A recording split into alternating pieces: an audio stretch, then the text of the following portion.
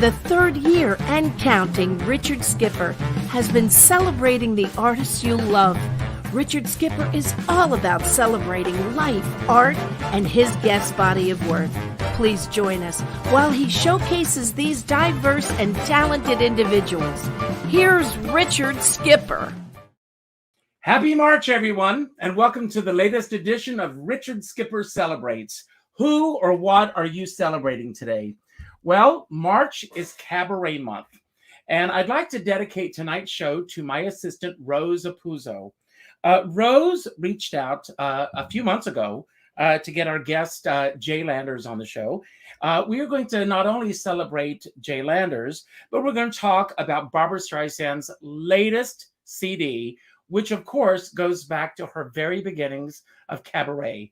I can't think of a better way to start this month. And Jay, I am so thrilled that you were here tonight. How are you? Richard, it's a pleasure to be here. I have a special guest, which you're not even aware of, but I will introduce her now. This is Lulu Landers. And Lulu is the clone of Fanny, who was Barbra's beloved dog. Well, hold your dog there for just a moment. Danny, bring in Benny. So our show's going to the dogs before we even begin. How about that? Now, Lulu's a little camera shy, so she's already... we won't keep them on very long, but here is Benny. Mm-hmm. Oh, my goodness. That's sisters. So that's great. Brother and sister. Okay. So you hear whimpering in the background. It's Benny or Lulu. That's great. First of all, welcome to the show. I'm thrilled that you were here. And before we jump in, I want to ask, as I begin every show, who or what are you celebrating today? I'm celebrating the fact that my family and I are getting over COVID. If I look a little moist, it's because I am. I have to tell you, I worked on a project for 2 years. And the week before this event was to take place, we just dedicated Helen Hayes' home. I live in Rockland County, New York, and we dedicated her home as a literary landmark. And for 2 years, I worked on this project.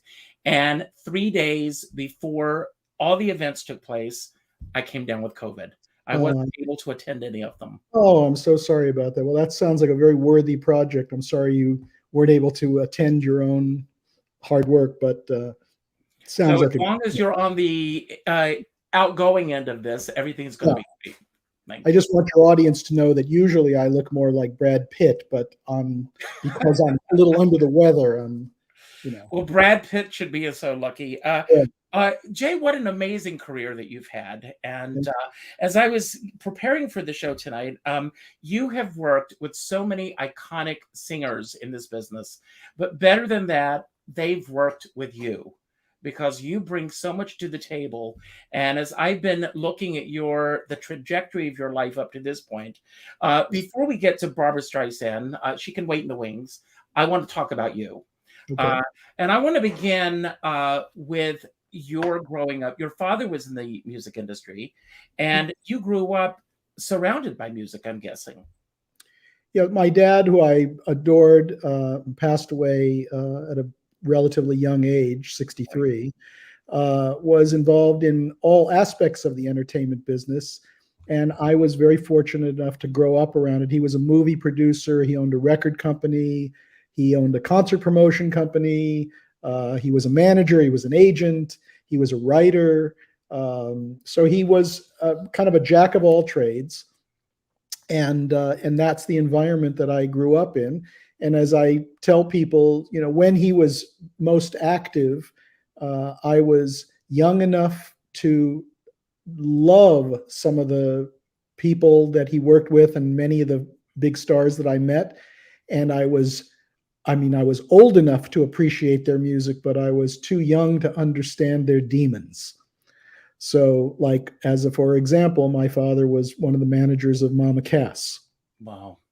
And Cass was a fantastic, fantastic human being. I didn't know about all of the other stuff that may have been going on behind the scenes with partying and all of that kind of stuff. I just loved the music, but I was very blessed to have grown up in the environment. Yeah.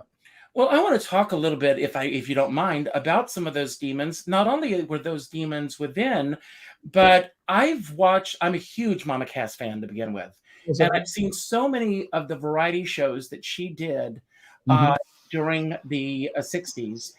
And artists that the shows that I love and admire, but when she appeared on those shows, they went in such a negative direction with the body shaming and the fat jokes and everything. I can only imagine what that was like for her to deal with that as well. Well, I'm not here to talk about Cass. You should speak with her daughter. She's a very, very strong advocate for her mother. She just facilitated her mom getting a star on the Hollywood Walk of Fame. Right. And I would invite you to speak with Owen about her mom. I'm not here to talk about that. I mean, of course, times have changed, and the kind of stars.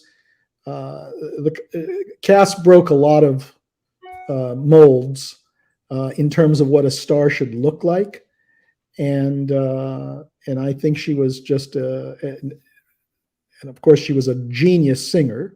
Oh, absolutely. And great artist. But let's focus on. Let's focus on you. I wasn't going to say on me, but let's focus on other topics. Well, I'm going to get back to you because getting back to you, all the hats that your father wore, and your father also told you at an early age, with all that, and you wear many hats as well. So following in those footsteps, what was the quote that your father gave you about wearing all these hats so wonderfully? If it's the one that you're referring to, I'll just tell you what he told me. He said, "Never be defined by the title on your business card, because it's everything is your job." And there was a guy great man who recently passed away named Charles Koppelman. And Charles was the executive producer of Barbra's records from I think the first one was Superman, and then he did Guilty, and he did quite a number of great records with her. And he taught me a lot. And he said, it's not enough that you find the songs or come up with the concepts or whatever ideas you might have that contribute to a project, or hold the artist's hand, or whatever you might do. He says you also have to get the bagels, figure out everything that needs to be done to create a good environment. So, there's nothing too precious about what we do. Absolutely. But what was it about the business itself that pulled you in? I mean, many people grow up in that environment, but they say, this is not for me. And you also started out very early on as a song plugger. Yeah. I won't bore you with starting at the log cabin, but or as my friend David Foster says, I won't start with Dear Mom. But when I was a young kid, I saw the Beatles on the Ed Sullivan Show, and it's hard for young people today to imagine seeing one artist having this profound change in your life happen like a thunderbolt. But when I saw the Beatles on the Ed Sullivan Show, it was my first ambition was I want to be in the Beatles. My second ambition was to just know them. And it was it was such a profound experience for me. I probably shouldn't wave my hands No, you're doing fine. That's great. It was such a profound experience for me to see them that any thoughts that I had prior of becoming a professional fireman, baseball player, lawyer, whatever it was that I had, dreamt about, that all went out the window, and I wanted to be involved in the music business. And as I said before, I wasn't aware that there was a business to it. To me, it was just, I want to be involved in music, whatever that meant, in that undefined way. My dad, as I mentioned, was involved in the music business and the film business and all sorts of businesses. So the language of those businesses was not foreign to me. And he dealt with so many iconic and fascinating and complicated artists through his life. Everyone from Richard Pryor to Johnny Cash to, just Mama Cass, as I said, all sorts of people, and also a lot of literary legends, because he also was a literary agent. So I grew up in this kind of heady environment. But he dealt with some, pretty complicated people. And so that was a language that I sort of learned by osmosis, I suppose. So that, I would say that I'm pretty even keeled. It takes a lot to throw me for a loop. Good for you. And that's difficult in this business, I know. But as you were starting out, what was the direct path that you envisioned your life being? Or do you have a specific goal in mind when you first went into the music industry? I know that you mentioned, seeing the Beatles and wanting to be a part of that, and then things change. And but what was the career path that you were seeing for yourself? I wish I could tell you. I had a book that I was hired to write a book. This is kind of a fun story. I was hired to write a book about the world of A&R, which stands for Artists and Repertoire. Mm-hmm. And it's an antiquated term, but in its original meaning, it stood for a time when record companies were set up like old film studios. And the film studio would say to Clark Gable, on Tuesday, you're going to be starring in this movie, and we'll send you the script. And the studios called the shots, and the actors followed suit. And that was called the studio system. It may not have been that rigid, but it was sort of like that. And in the 1940s and 1950s, the A&R person at the record company was the all-important person who would say to the artists, we've selected the songs that you're going to be singing, and we're not really asking your opinion, we're asking you to sing these songs. And by the way, that system worked really well. But we started off this conversation with the Beatles. When the Beatles came to popularity, the A&R system of a record executive telling the artist what they would sing slowly devolved. So the A&R person that job was kind of redefined as a talent scout. So the A&R person would say, I heard about a great act that's playing at this club. I'm going to go down and see them. I'll sign them. And it became more of a talent scout kind of profession.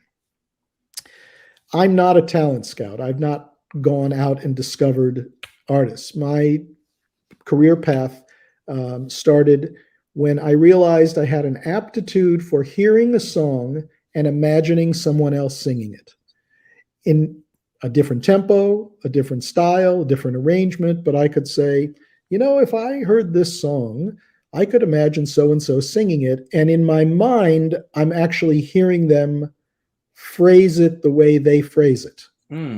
So some people would call that an idiot savant. But it's a curious kind of gift, and if one could make a living with it, they should. But in any event, I'm sort of digressing because I'm in my COVID delirium. No, you're doing absolutely fine. But I want to go back earlier. I mentioned that you started out as a songwriter. Yeah, you asked me about my career path. I didn't have a specific career path, But what I had was a bunch of friends who were songwriters. And I would hear their songs and I would say, gosh, that would be great if Diana Ross sang that song, or that would be great if Barbra Streisand sang that song, or whoever I would imagine singing the songs. And I had the gumption to actually figure out ways to get their songs to the managers or representatives or producers of these artists. And I did things in my youth that today they would probably arrest me for. I mean, like, I was like a stalker. One of my favorite memories is going to Disneyland. This was in the early 70s, I think. And because they were having a country music jamboree at Disneyland. And at Disneyland, they had Kenny Rogers, Dolly Parton, you name it, they were there for this country music jamboree. And I said, I've got some songs I'd like to get to these people. So I went to Disneyland. I paid some kid $20 so he would give me his badge. And I then walked backstage to the trailers where all of these stars were. And I knocked on their doors and I said, hey, I'm here for whatever it is. And suddenly I was sitting with all of these people playing them songs. Today, that person would and should be arrested. But, it was a more innocent time. So, where did the confidence come from that you were able to do that? If I had it today, I would bottle it and sell it. It was kind of, playing by my own rules. My mission was innocent in that I just wanted to share this music with people. I didn't have any grand plan to become successful or to make a living at it or have gold records or whatever one thinks of as success. It was really like, I hear this song, I'd love you to hear it. So that's what it was about. And did you very early on begin to acclimate yourself with these singers, or did it take time for them to begin to trust you? Well, it's my relationship at that time was not with the artists per se. It was usually with the record producers or their managers. That Disneyland thing just happened to be a sort of an unusual thing. I've got to just get rid of this phone call here. This is Barbara's assistant calling me. Can I call you later? Thank you. Say hi to Tracy for us. I will. Okay. No, that was another person. Okay. But it was a slow process. Again, I was so blessed that my dad was in the music business, so I didn't have to start from zero.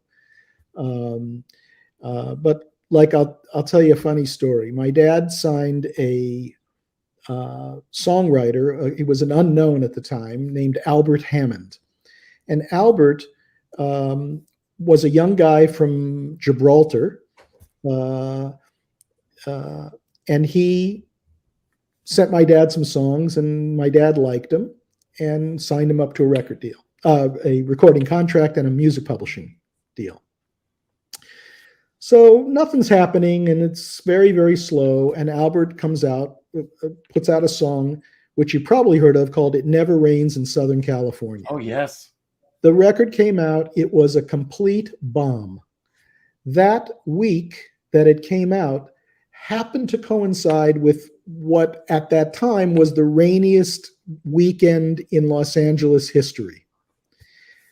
DJs picked up on the fact and they started playing this song, and it became successful. Mm-hmm. Now Albert is at this point is kind of a one-hit wonder.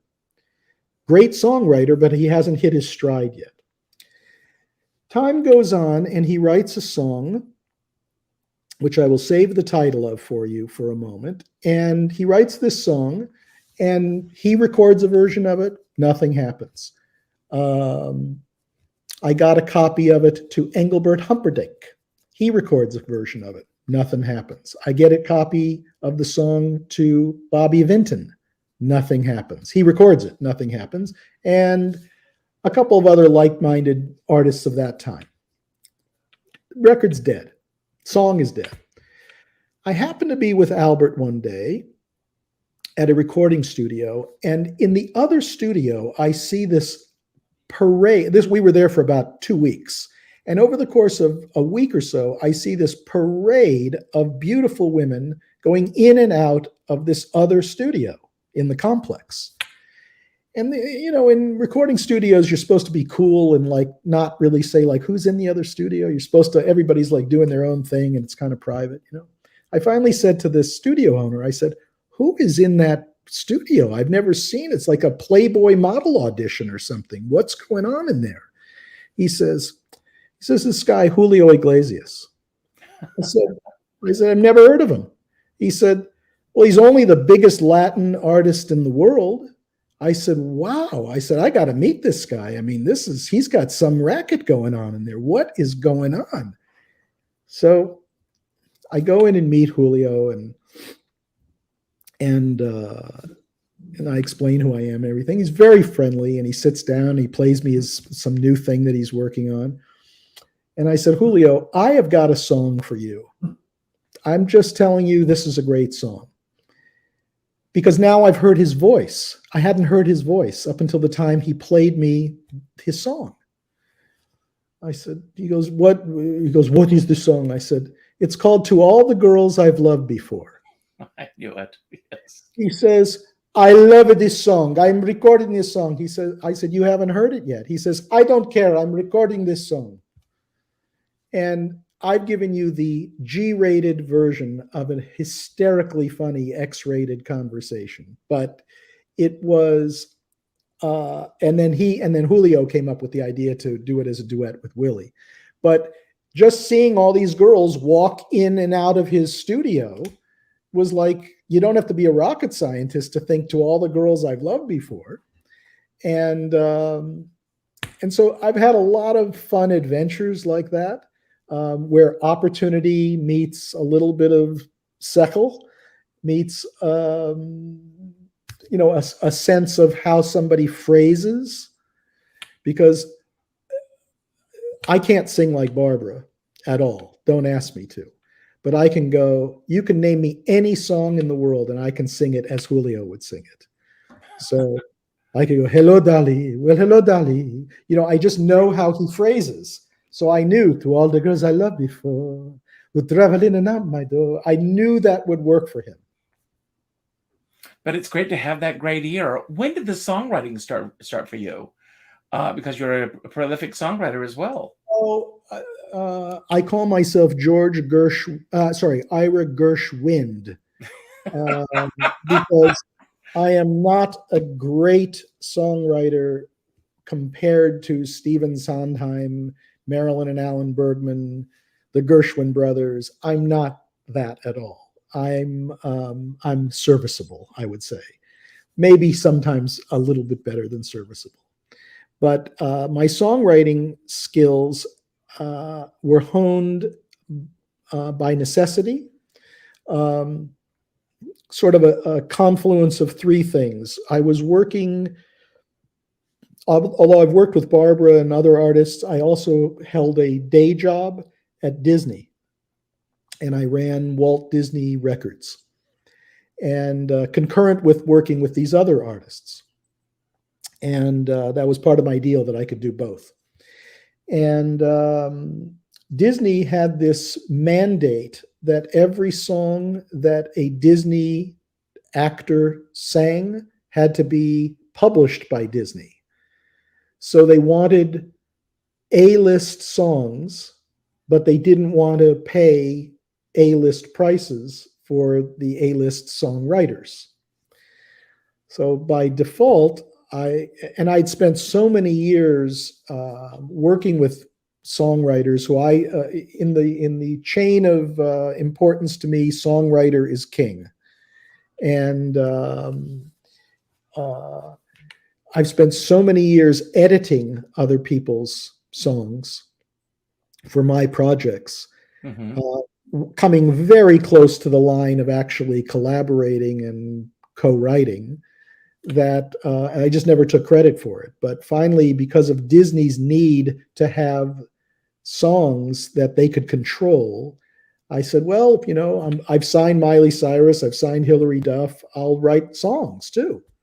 And so I would find collaborate. I'm a lyricist, so I find collaborators, and we'd write these songs, and they were pretty good.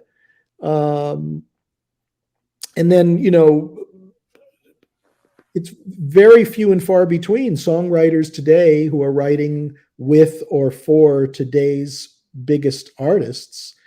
I mean, have you heard the lyrics to some of these songs?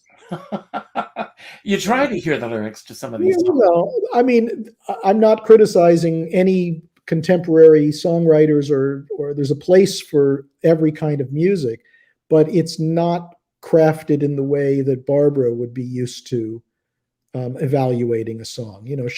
If Stephen Sondheim is the high bar for her, or Marilyn and Alan Bergman and Michel Legrand and writers of that ilk, there are not many young writers who are writing in with that kind of informed craftsmanship that they wrote with.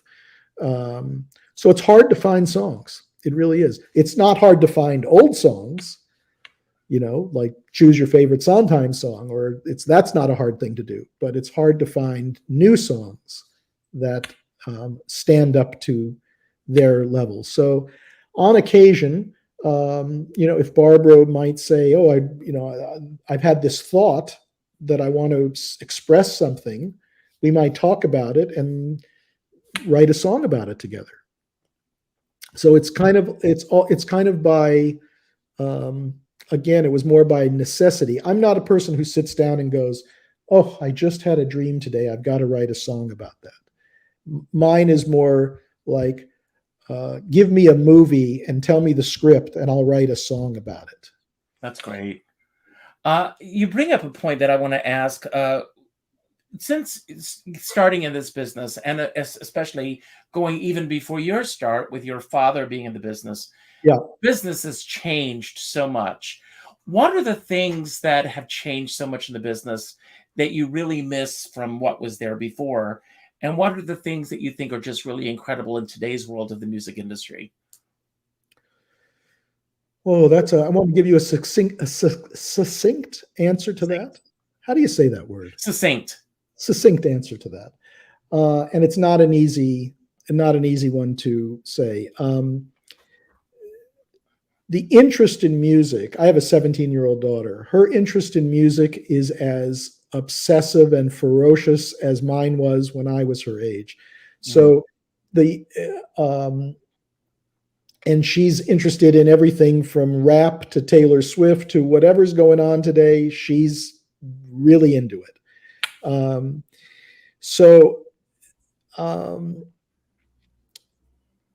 The thing that I missed about days gone by is that when I was a kid listening to radio, you would hear, pop radio I'm speaking of, you would hear Frank Sinatra, the Beatles, the Singing Nun, Smokey Robinson, and I don't know, Jan and Dean and the Beach Boys. You'd hear this wide variety of music. And I grew up in a household where my parents loved classical music, show tune music, Broadway musicals. So I grew up sort of unknowingly. It wasn't like I was being taught this, but just by osmosis, I sort of made a determination in my mind that there's good music and less good music, but I wasn't isolated to one style of music. You could have a great song by the Monkees. You could have a great song by Leonard Bernstein. It was great in and of itself, not compared to other things. But I feel like today, that you're either interested in rap or you're interested in reggae or rock or this or that, but it's not, and that isn't to say that, rap artists aren't interested in Joni Mitchell or Barbra Streisand, but as a rule, people tend to get siloed into their genres these days and have less of a full appreciation of the world of music. So I miss those days. I am with you, and I've got my own thoughts on that. Well, which I will share with you privately at some point. But you're describing yourself very early in your career, and the fact that you just had this gumption to get out there. Yeah. As I'm hearing you say this, and that brings us to the part 2 section of our show tonight, because we're going to talk about Barbra Streisand live at the Bonsoir. Nice. She had such a strong sense of her musicality and what she was able to bring to the table at such an early age. It's almost this simpatico thing that the two of you both have. I know that her own memoir is coming out, her autobiography, in November 7th, everybody. And also I want to give a shout out to Matt Howe, because he's going to be on the show on the 24th, and you wrote the foreword for his book. And I was listening to an interview where you were doing on his show, where you said in all of the books, I think you mentioned there were probably about 60 books that have been written about Barbra Streisand. And yet none of them seem to either reach out to you or her or the people that are associated with her. And a lot of that is based on the myth and the legend and the legacy of who we think she is. If you can delve a little deeper and talk about the working relationship that the two of you have, and then I want to talk about Barbra Streisand live at the Bonsoir. Well, just to not to disagree with what you just said, but to correct slightly what you just said. I've not read these 60 books. I've not read a single one of them, oddly enough. I only said that none of these authors ever contacted me. That's what I meant. Yeah. I don't know who they did contact. They must have spoken to somebody, because there's all those books out there. They never contacting Barbra is one thing. It's not always easy to get to the subject of your book, but they just never called me. And I thought that's kind of weird, since I've worked with her for, the past 3 decades and some equal amount of albums. So I just thought that was always strange. And I have such a respect for Matt, because he really, he took his passion, and turned it into something where he has given Barbra's fans something, I think, of real value. And he's not just a pushover. He and I are not in agreement about every song that we like or dislike in Barbra's collection, in her catalog. But I really admire his thoroughness and his passion. And he has, and it's fun chatting with him about things that we either agree or disagree about. Yeah, it was a pleasure to write the foreword for his book. Now, have you written? I know that you've written liner notes for many albums. Have you written foreword to a book before? No, nobody ever asked me. No, I haven't. But it was fun, and it was fun. I encourage people to go out and buy that book. The reason why I did it is so much of the publicity about Barbra that one might see in the supermarket tabloids or in books that are well-meaning, or magazine articles or wherever, do tend to focus a lot on the tropes that we've come to know about her through the years, sharp perfectionism or whatever it is that people mention about her. But I don't think that enough has been commented upon about her artistry, particularly her musical artistry. Mm-hmm. And like when you just said that she I'm paraphrasing what you just said or amplifying on it. She almost seemed to have come out of the womb as a fully formed artist. Mm-hmm. Like, you could hear her when she's 13 years old on Just for the Record singing "You'll Never Know." That's right. And you close your eyes and you say, "Oh, that's Barbra Streisand." She sounded like she knew what she was doing, and because she did. And that's a very unusual gift that a lot of geniuses share. You can point to different artists in the world that you might assume Barbra was influenced by, but she wasn't. It's just she was her own invention. And you can listen to, like, where did Sinatra get that swagger? He wasn't copying anybody per se. It's sort of self-invented. Well, I have a sense, as an outsider who is a huge fan of an artist who is always looking forward. Mm-hmm. And what was it about this particular album, and I'm going to refer to it as an album, of looking back to where it all began? You're speaking to the Bonsoir. The Bonsoir, yes. How did that all come about? It came about because someone brought to my attention, I think it was Todd Sussman. Do you know Todd? Oh, yes. It was either Todd Sussman or Matt Howe or somebody at Columbia Records brought to my attention that it was Barbra's 60th anniversary with the label. And how should we celebrate that, was the question. And Barbra, I believe I'm correct in saying, is the longest alumnus.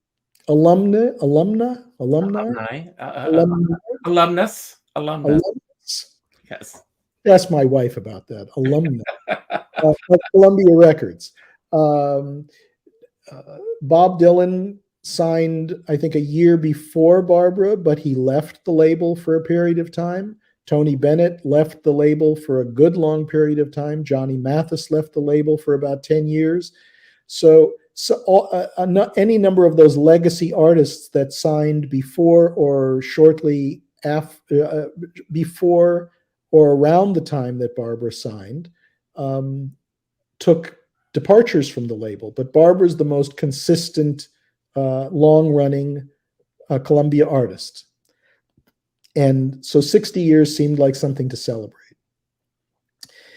And so somebody said, well, we should just, put out the first album again and remix it or something. I said, well, Barbra's first album was intended to be the Live at the Bonsoir record. Mm-hmm. But they ran into technical difficulties and the record didn't sound like they had hoped it would sound. And they decided to basically take the Bonsoir set and re-record it fully arranged by Peter Matz. And that became her first, the core of her first album, the Barbra Streisand album. Mm-hmm.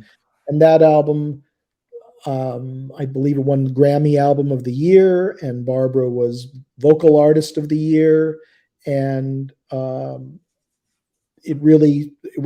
album became the rocket ship that lifted off and formed the formation of her. I can't even talk anymore. No, you're fine. I'm right there with you.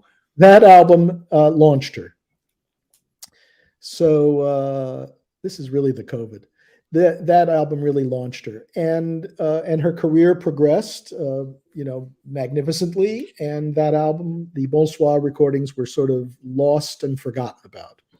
Then, when we were working on the first album that I ever worked on with Barbra, was a career retrospective called Just for the Record, and it chronicled her. Oh, I have it. Yes. So that it chronicled her career from the early 60s until about the mid 80s.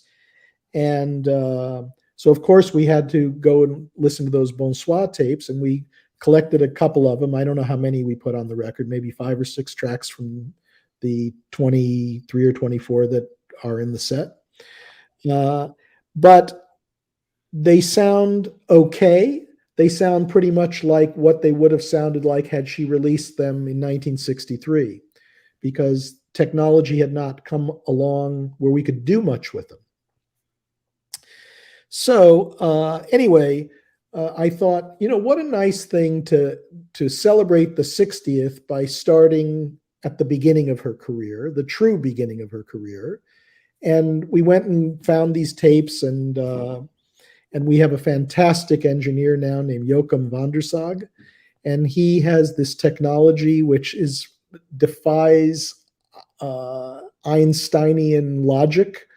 It's pretty incredible how he can, adjust things without tampering with them. It's really hard to explain. I'm not a technician, so I can't describe it to you in technical terms.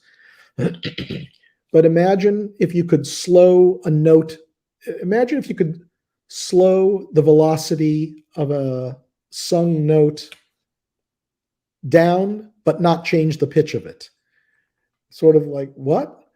So it's really complex stuff, but it allowed us to bring a fidelity to the recordings that would have not been possible for the original engineers. The good news is that the original engineers, one in particular, was a recording genius in his time. So his name was Roy Halley. Mm-hmm. Roy Halley achieved world fame in the recording industry as the producer of Bridge Over Troubled Water by Simon and Garfunkel. But in those days, he was a young engineer and a genius. So he was able to record. The recording was great. It was the ability to mix that wasn't available at that time. The technology suddenly didn't exist. So we had great quality tape. It was just unmixed. I hope that's not too confusing for people. No, I'm right there with you. Okay, good. So anyway, once I was able to play Barbra was always like, oh, those, she hadn't heard them in a long time, but she said, oh, those, Bonsoir tapes, like I couldn't even listen to them. They sounded so tinny, and they sounded so noisy, and all this kind of. There was a hiss that she also heard. Yeah, she couldn't stand this tape hiss sound, and they were just like, old photos, old baby photos or something, and she didn't want to even think about it anymore. But when I played her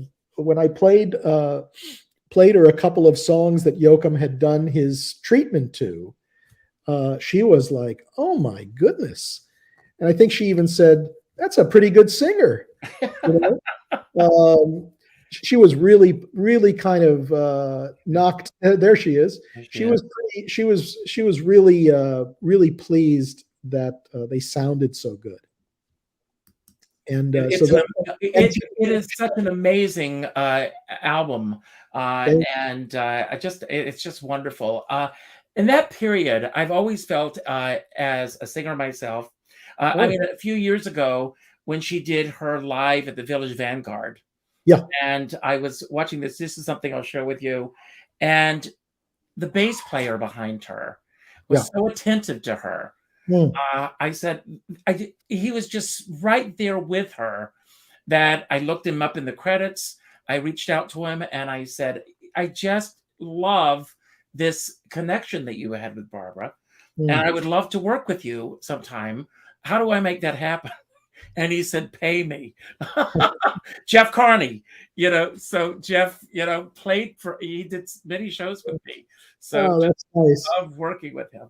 Yeah. But I've always felt that if I could go back in time, that there are certain artists, that the club scene for me in cabarets, which I'm going to be celebrating all this month, these rooms were so intimate and everything. And reading the history and everything of her coming together and just crafting a show, knowing the order of the songs, knowing exactly where to go with everything was so there so early on in her career.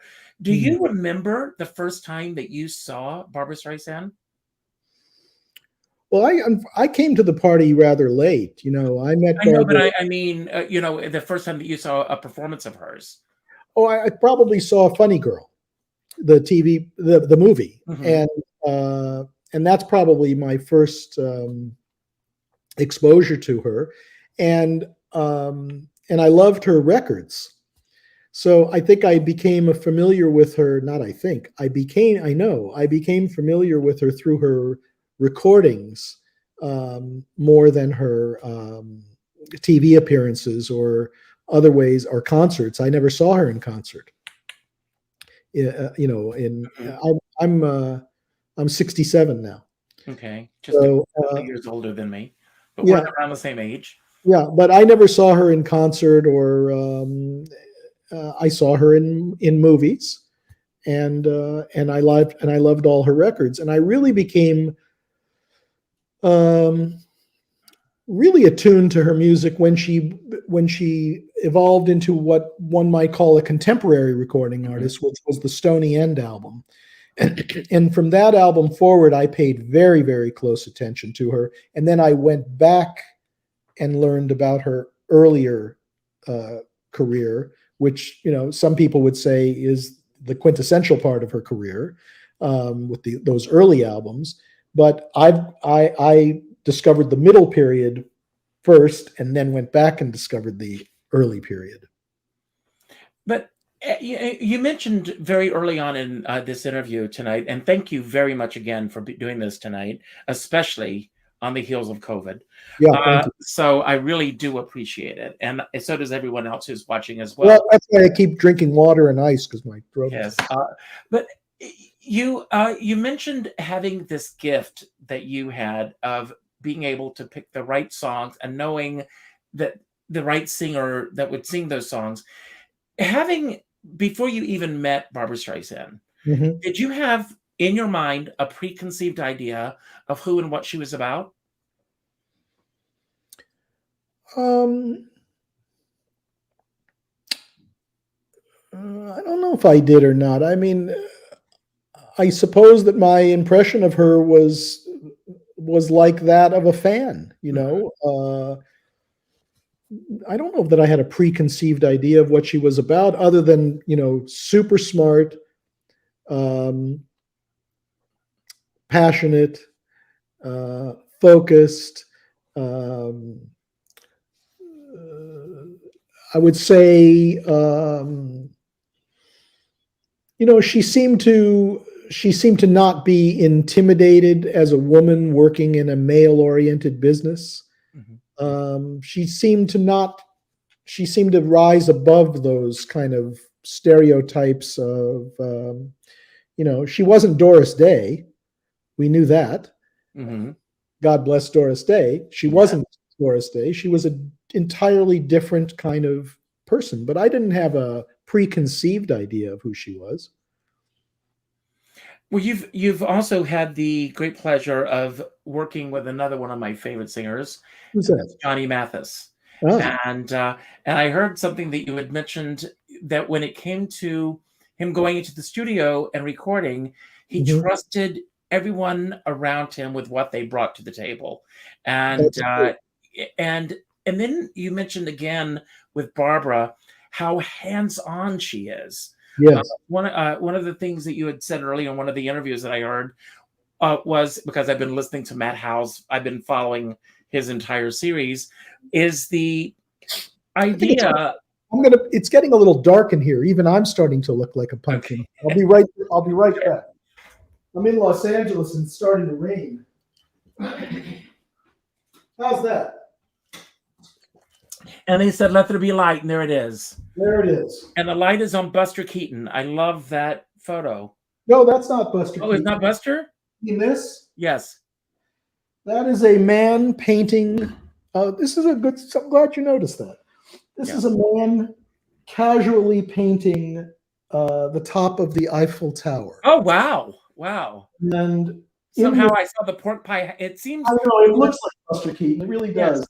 but my dad wrote me a little inscription here, and it says, "Dear Jay, this is what we do every day of our lives. We make it look easy." Oh, And so that kind of sums up what he was saying about, everything's your job. Just make it look easy, But Um, no one does it alone. And it's No. all about the collaboration in this business. It And really is. It really is. I mean, talk about the collaborators in your life, the people who have led the way, who have opened doors for you, who have helped open doors for you, and have shaped the career that you're now having. Well, you would ask me about, I'll answer that question, but you had asked me about Johnny Mathis and his trust in people and the fact that Barbra is very hands-on. Every artist, whether you're a recording artist or a film director or a novelist or whatever, painter, whatever artistry that you're pursuing, have their own process. And people like me have to recognize the process of the artist, respect it, and then help nurture it along the way. I don't sing for Barbra. I don't tell her what to sing. I don't tell her how to sing it. I'm very much like, what do they call them today? Influencers. I'm like an influencer.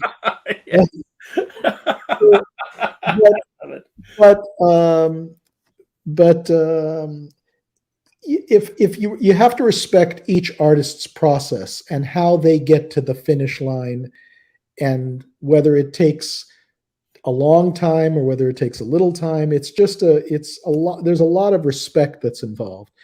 Johnny's process, and I'm happy to bring up Johnny Mathis's name for two reasons. One, he's Barbra's favorite singer, and the fact is, I just finished yesterday mixing his new album. Wow, and great. He's 87 years old, and he's recording a new Christmas album. And we just finished a beautiful is the wrong word, a charming duet with Kristen Chenoweth and Johnny. So I'm really anxious for people to hear that. Johnny has, his process is as follows. He says, you know what? I know how to sing, and you know how to find songs and arrange the songs. He says, I don't know if I'd know a hit song if it bit me on the toe. So I'll sing them. You find them, I'll sing them. It'll all work out. And I'm playing golf. And he has led the most beautiful, relaxed life that a person could have, because he loves singing. But all the other stuff, he's like, I don't care. I don't want to sit there while you're mixing it and, deciding which vocal performance is the best or any of that. I don't want to do any of that stuff. Just send me the finished record. If I hate something, I'll mention it, but he's never mentioned anything. So that's a person who's really comfortable. That's their process. That's his process, Barbra's joy in the creative process is the process itself. So she loves sitting there, listening to the volume of the cymbal versus the bass versus her vocal and adjusting and this. And she loves sitting with the engineer and making these minute adjustments that might not even be audible to the average ear, but to her, it's about they feel better, or they just sit better or something. So she's very, very hands-on in that. I've told her many times, I said, it's funny, you produce, you write, you act, you do this, you do that, you get credits for all these different things. But the one thing that you don't take a credit for very often is the one thing you should take the credit for all the time, which is co-arranging. So she's worked with the greatest arrangers on the planet. You know, Klaus Ogerman, Johnny Mandel, Don Costa, you know, name the greatest. She's worked with them. But they didn't just show up and say, here's the chart. She worked with them. So she gets in there and crafts the arrangements. Now, she doesn't sit there and write the notes out and, you know, write the flugelhorn part out, but she'll sing the flugelhorn part and say, I want this part or something like this. And then the professional arranger will say, oh, that's a good idea. What if it went da-da-da-da-da instead of da-da-da-da-da? And so there's a collaboration that's going on. And does she have a new CD coming out soon? No. We have things in the working formative stages. We have some exciting plans, but she doesn't have one coming out, you know, instantly. But when I say she's hands-on, I don't, you know, some people say, well, you know, what is that, like a perfectionist and all that kind of stuff? That's like, what is the old expression of, people say the devil's in the details. Yes. You know, God is in the details. That's right. Right. That's right. So I recognize it as her process, but I encourage it as well, because every time she rolls up her proverbial sleeves, it gets better. Well, God bless both of you and bless everyone. As I said, no one stands alone. It's the collaborators. It's all the great artists coming together. Jay, I have had such a blast with you tonight. I am so glad that you said yes to Rosie and to me. It's very easy to say no in this business, but the fact that you said yes and that you're here, even, as I said earlier, dealing with COVID. So thank you. We are at the end of our show. Don't go anywhere for a moment. I'm going to give my closing remarks, and then I'm going to give you the final word tonight. It could be about anything that we've spoken about tonight that you want to elaborate on, anything that we didn't speak about that you wish we had, or just any final message you want to leave everyone with tonight. Thank you all for being here tonight. I've had a blast. Jay, there's always room at my table for you. I hope that you'll come back sometime. Matt's going to be here on the 24th of April. So if you're available, join us. I'd love to see you. I also want to let everyone know that all this month I will be celebrating Cabaret Month. Tomorrow at 5 o'clock Eastern Time, I will be celebrating Capital Cabaret, which is a new series that's going to be launching in Washington, D.C. On the 18th. And I'm proud to say I'm their first act. So I'm going to be kicking off the series. I'm getting back on stage after 4 years of COVID and not being able to be out there. I'm thrilled to be getting back. So thank you all, everyone who showed up. As I say at the end of every show, please go out and do something nice for somebody else without expecting anything in return. Pick up the phone and call someone that you haven't spoken to in a while and let them know how they matter in your life. Not an email message, not a text message, not a private inbox message, but a phone call. A dear friend of mine says we're all in the same storm, but we're in different size boats. Some are in canoes, some are in yachts, some are on sailboats, some, like Barbara, are on a tugboat pushing everything upstream. It doesn't matter what size boat you're on, as long as you have a skipper by your side. And with that, Jay, I'm going to leave the screen and it's all yours. Don't worry about how to end it. As soon as you say goodbye, the credits will roll. And thanks again for being here tonight. Thank you. Thank you, Richard. Well, you really put me on the spot. I agreed to do this program because, you know, the world of cabaret and everything that Richard is a part of and that he celebrates with this show is really important. It keeps great songwriting alive. It keeps the art of performing alive. It keeps quality music alive.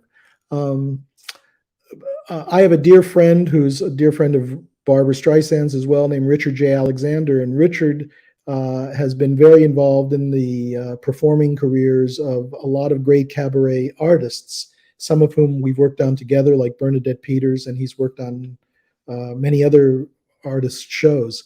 And he has taught me about this incredible world of cabaret and how much inspiration comes from it, and how much pleasure it gives people. So it was really an honor to be a part of this. And I can't top the skipper's advice to be kind to people. Kindness is not weakness. Okay.